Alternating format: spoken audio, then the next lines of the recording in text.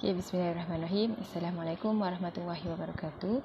Okay, untuk subjek Bahasa Arab tahun 1, kita akan belajar cara cakap dalam Bahasa Arab, cara memperkenalkan diri dalam Bahasa Arab.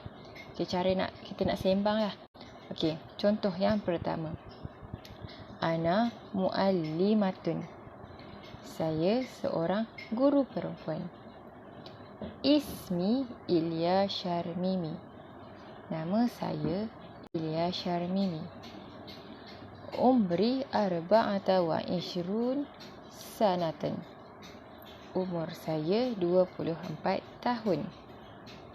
Askunu fi Batu Gajah. Saya tinggal di Batu Gajah. Okey, ana bermaksud saya.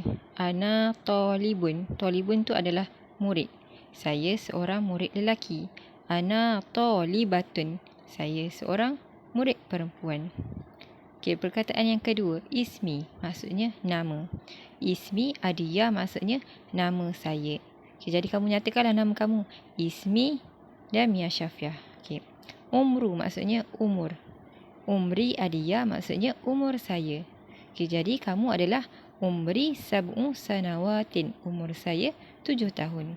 Okey, sakana maksudnya tinggal. Askunu, saya tinggal. Fi maksudnya di. Okey, kita gabungkan.